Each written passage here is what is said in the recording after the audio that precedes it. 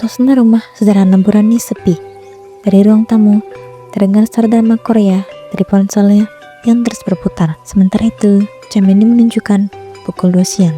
Tak lama kemudian, pintu depan terbuka. Sally pulang sekolah. Bu, aku pulang. Lapar banget. Tadi di sekolah cuma jajan roti sama minum teh kotak. Jadi sekarang perutku keroncongan. Ada makanan nggak, Bu? Iya Sally, Ibu dengar. Tunggu dulu ya, ini lagi seru banget ceritanya. Bentar lagi selesai kok, nanti Ibu siapin. Tapi Bu, aku udah lapar banget. Aku cuma pengen nasi sama lauk sederhana aja. Ya ampun Sally, sabar. Nanti kalau Ibu berhenti, kelihatan ceritanya. Lagian kan, kamu bisa minum air dulu, atau makan kerupuk di toples.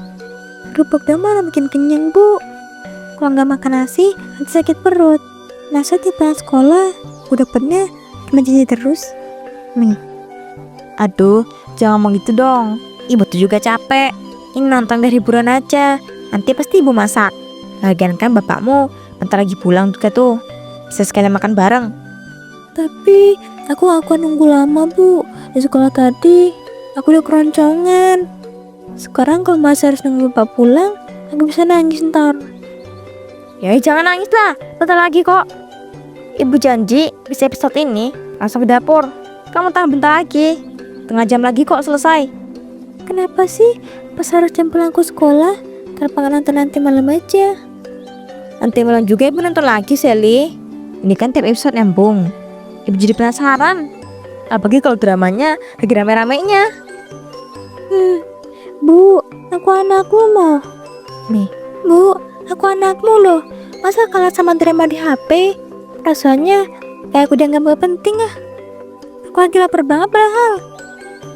Hus, ini tuh hiburan Ibu. Nanti kalau kamu udah makan, pasti lupa sama rasa sebelummu ini. Jadi sabar bentar. Yaudah, gini aja. Kamu beli sepiring nasi di rice cooker. Kalau ada, tinggal makan sama kecap dulu. Nanti Bu bikinin lauknya setelah selesai nonton. Aku malas, Bu. Harusnya tugas Ibu. Aku kan masih kecil. Lagian lauknya juga gak ada. Masa aku makan nasi sama kecap terus? Aku pengen ayam goreng kek, atau sirup bening gitu. Ya, nanti Bu masakin ayam. Udah, jangan marah-marah gitu. Bikin Bu gak tenang nontonnya. Sabar dulu. Aku bukan marah, Bu. Aku cuma kecewa. Soalnya dari kemarin-kemarin juga gini terus.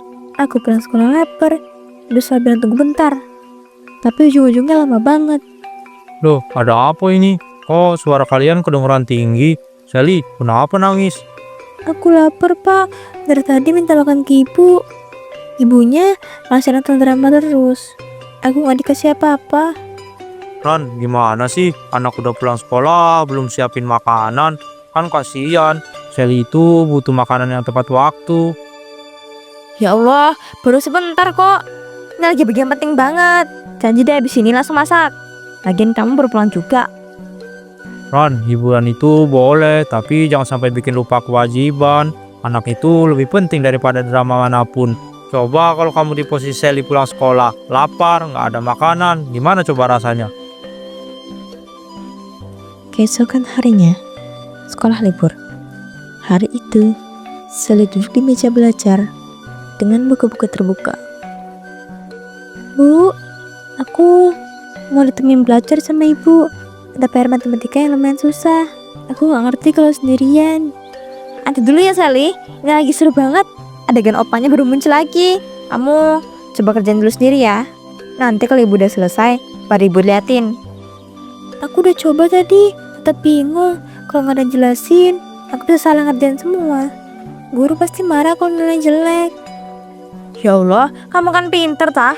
Masa soal gitu aja gak bisa? Coba dulu pelan-pelan. Jangan kebiasaan nyerah duluan. Ibu lagi pengen nonton. Aku beneran gak ngerti. Biasanya kalau temenin Ibu, aku bisa cepat paham. Tapi kalau sendiri rasanya buntu. Yaudah, bentar lagi nih. Kamu tunggu bentar aja. Jangan ganggu dulu. Ibu selalu bilang nanti. Padahal aku cuma pengen ditemenin sebentar. Bukan aku ganggu terus. Ibu juga mau punya waktu lah buat diri sendiri, Sel. Udah capek ngurus rumah, sekali-sekali dong. Ibu pengen hiburan tanpa diganggu. Hari pun berlalu, malam datang. rumah terlihat berantakan. Piring kotor menumpuk di dapur, mainan silih berserakan dan lantai penuh debu. Namun Bu Ranis tetap saja matanya tak lepas dari layar ponsel. Ran, kamu nggak lihat apa? Rumah ini berantakan banget. Dari tadi aku pulang bukannya rapiin malah tambah kacau. Ini kenapa sih? Ya ampun, kenapa sih ribut? Namanya juga rumah ada anak kecil, pasti berantakan. Itu juga bisa diberesin, jangan bikin suasana rusak. Ini lagi bagian seru. Tapi Ran, kamu kan ibu rumah tangga. Harusnya rumah jadi tanggung jawab kamu juga. Jangan semua ditunda gara-gara nonton drama terus. Kau pikir gampang harus rumah tiap hari? Aku juga butuh hiburan. Jangan semua hal dibebanin ke aku. Aku juga kan kerja seharian di bengkel cari nafkah. Pulang-pulang pengen lihat rumah rapi, bukan malah berantakan begini. Salahnya kamu itu gak ngerti perasaan aku. Kamu nak kerja di luar ketemu orang. Aku di rumah sendiri capek-capean. Kalau gak ada hiburan, stres akunya. Hiburan boleh, tapi jangan sampai kebablasan. Sampai lupa masak, lupa beresin rumah, lupa nemenin anak belajar. Itu udah kebangetan banget namanya. Kamu aja yang terlalu nuntut. Kalau emang risih, ya kamu aja yang beresin. Kan sama-sama tinggal di rumah ini. Jadi aku yang harus beresin semua. Padahal kamu seharian di rumah. Apa kebalik logikanya Ran? Lah, terus kenapa? Kalau kamu sayang sama aku, ya bantulah, bukan malah ngomel. Aku tuh lagi pengen nonton, jangan diganggu. Aku gak keberatan beresin rumah, tapi aku gak rela lihat kamu berubah begini. Dulu kamu rajin masak, rajin rapiin rumah. Sekarang malah cuek sama semuanya. Dulu mah beda. Sekarang aku lagi nemu hiburan baru. Kamu harus ngerti kalau aku seneng. Jangan dilarang. Keesokan malamnya, suara drama Korea masih terdengar dari ponsel Bu Ranis. Pak Darman selama ini sudah sabar, akhirnya tak kuat lagi. Ran, aku udah sabar banget dari kemarin. Tapi kalau kamu terus-terusan begini, aku gak bisa diem. Rumah makin berantakan, anak gak diperhatiin. Kamu juga gak mau dengerin nasihat. Aku juga manusia. Aku punya hak buat bahagia. Aku gak salah nonton drama. Sama ibu juga butuh hiburan. Aku ngerti kamu butuh hiburan Ran, tapi bukan berarti semua kewajiban diabaikan. Lihat tuh Sally, kamu biarin terus. Ya ampun, masalah kecil aja dibesar-besarin. Kenapa sih kamu selalu nyalain aku? Seakan-akan aku nih ibu yang gak becus. Ini soal tanggung jawab. Kalau cuma sibuk sama HP terus, keluarga kamu jadi korban. Udah cukup Darman, jangan ceramah panjang lebar. Aku bosen dengerinnya. Kamu tuh kalau pulang kerja mau nyalahin aku aja, padahal aku juga capek.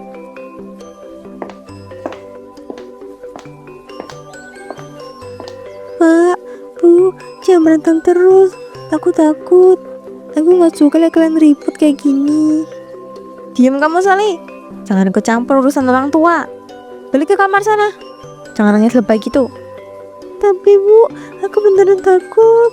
Aku gak ngerti kenapa Ibu selalu marah kalau Bapak ngomong baik-baik. Sel, udah jangan nangis depan ibu. Ayo ikut Bapak keluar sebentar. Kita cari angin ya, biar kamu tenang. Bawa aja kalau mau. Sekalian sana, biar aku gak pusing dengerin kalian. Kalau begini aku lebih tenang kan nontonnya. Ran, kamu sadar nggak kalau kata-kata kamu itu nyakitin? Apa kamu nggak mikir gimana perasaan anakmu? Bukan berarti aku gak sayang, tapi aku lagi gak mau diganggu. Kamu tuh gak ngerti apa ya? Kalau sayang beneran, kamu pasti lebih peduli, bukan malah lebih milih layar HP daripada anak yang lagi nangis di depan mata.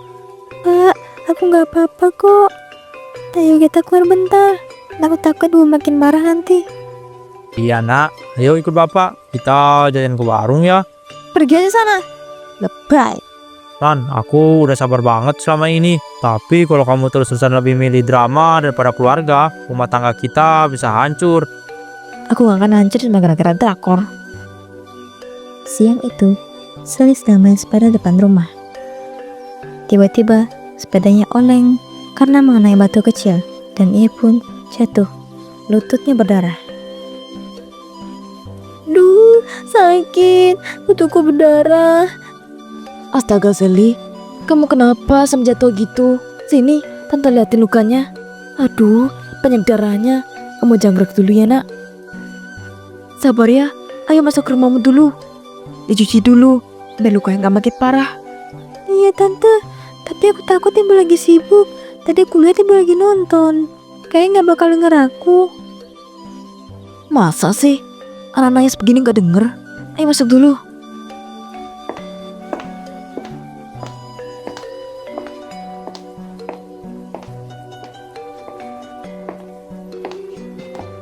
Ranis, anakmu nih jatuh depan rumah. Tolong dong. Ada apa sih Bu Ani? Ribut banget. Ganggu aja. Astaga Ranis, kamu gimana sih? Kamu jatuh loh anakmu. Lututnya berdarah.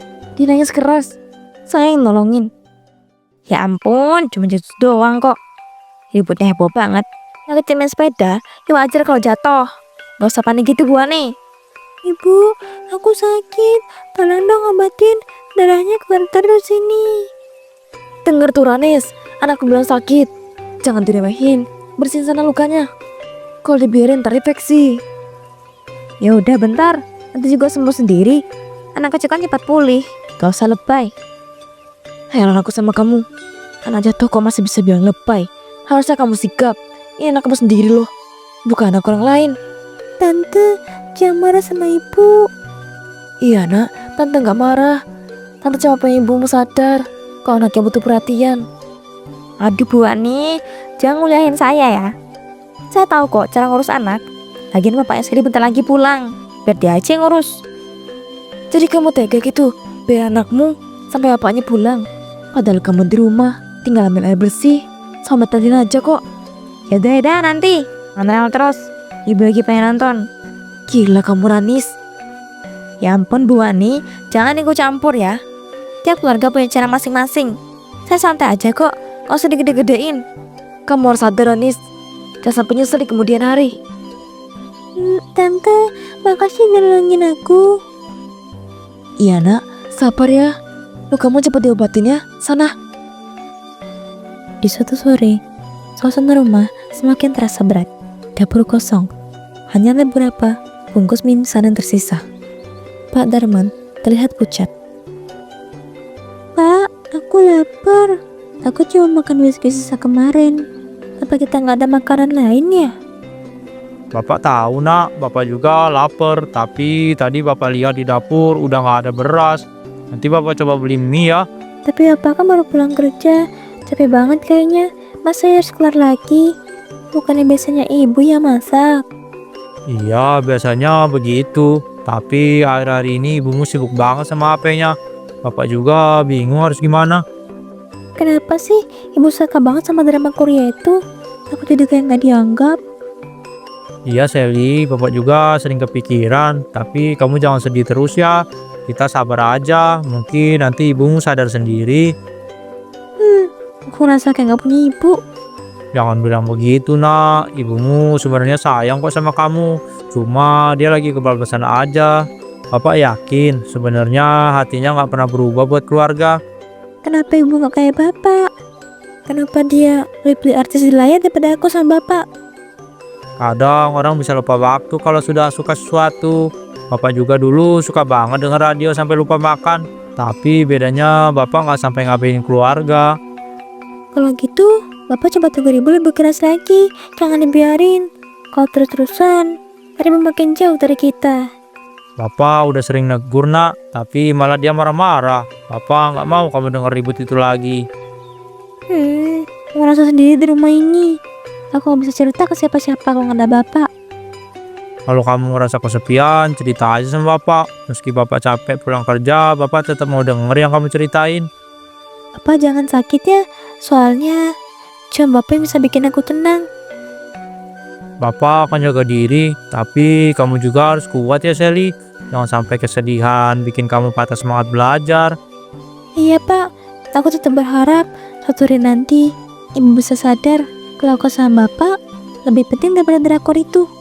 Bapak juga berharap gitu nak. Semoga Allah lembutkan hati ibumu biar bisa kembali perhatian sama keluarga.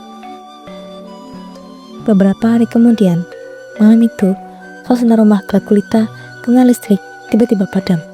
Bu Ranis masih tak fokus menonton drama Korea di HP-nya. Sally tidak ketakutan. Ia mendekat dan merapat ke sisi ibunya. Ibu, kok lampunya mati semua sih? Aku takut. Gelap gini aku gak bisa apa-apa. Aku duduk deket ibu ya. Ya, duduk aja sini. Jangan gangguin ibu nonton tapi ya. Lagi seru banget dramanya. Ibu, tadi ada suara aneh di jendela. Ada yang ketok-ketok. Aku takut. Ah, palingan angin atau kucing. Jangan mikirin apa-apa. Diem ya. Ibu lagi mau fokus sama ceritanya. Bu, nyamuknya banyak banget. Dari tadi aku digigit tangan sama kaki. Gatal semua rasanya. Ya Allah Sally, kamu ribet banget. Ibu gak bisa nikmatin tontonan ah. Tapi Bu, aku gak bisa tidur kalau gelap gini. Apalagi Bapak gak ada di rumah. Kalau ada Bapak, aku gak terlalu takut akunya. Bapakmu kan lagi kumpulan, nanti juga pulang. Sabar dikit. Bukan rel gangguin ibu. Aku mau peluk ibu ya. Ibu pegang HP, gimana mau meluk kamu? Lagian kamu udah gede. Berani sendirilah, jangan manja. Aku masih anak-anak kok Bu, masih kelas 5. Aku cuma mau ditemenin. Ih, tiap kali ibu asing nonton, pasti kamu ganggu. Kamu gak bisa tah, kasih waktu dikit buat ibu. Sana, ambil mbak nyamuk di dapur. Jangan sendiri, jangan ngeluh doang. Tapi dapur gelap Bu. Aku gak berani jalan sana sendiri. Takut jatuh atau nabrak sesuatu. Aduh Sally, repot banget sih kamu. Ya udah tunggu aja bapakmu pulang. Biar dia yang beresin semuanya. Keesokan harinya, Bu Ranis duduk di ruang tamu dengan wajah marah meradang, matanya terus berlayar dan tangannya bergetar. Meski begitu, ia tetap menonton HP, membuka aplikasi dramanya yang bisa ia tonton. Namun, layar HP justru menyampirkan bayangan hitam pekat. Kenapa sih HP? Tiba-tiba gak bisa dipakai. Padahal semua masih normal. Bikin kesel aja. Wajah Ibu merah banget, matanya juga kayak bengkak. Apa Bu, istirahat dulu daripada nonton? Jangan teribuk. Jangan-jangan kamu ya yang otak-otak HP ibu, makanya jadi rusak begini. Ibu, aku sama sekali gak pernah pegang HP Ibu. Lagian HP itu kan Ibu bawa terus sampai tidur. Bohong kamu. Siapa tahu kamu diem-diem sentuh apa sih bu? Di tidur. Anak kecil kan suka penasaran. Jangan usah polos. Aku gak pernah Bu. Aku malah tahu kok pegang HP Ibu. Soalnya Ibu suka marah kalau HP disentuh. Anis, galah jangan nuduh anak. Aku tahu Sally nggak mungkin berani pegang HP kamu. Kamu juga belain dia terus Darman. Terus kalau bukan dia, siapa lagi bikin HP ini aneh? Masa iya? Rusak sendiri tiba-tiba. Ya bisa aja rusak karena kelamaan dipakai. Kamu kan hampir tiap hari nempel sama HP itu. Gak dikasih jeda. Wajar kalau panas dan jadi error. Alasan aja kamu. Pokoknya aku yakin ada yang otak-atik. HP ini nggak mungkin rusak kalau nggak disentuh orang lain. Bu, aku sumpah gak pegang. Tapi kenapa? Kalau buka aplikasi drakor, layarnya cuma hitam. Gak ada gambar sama sekali. Ini pasti ada yang salah.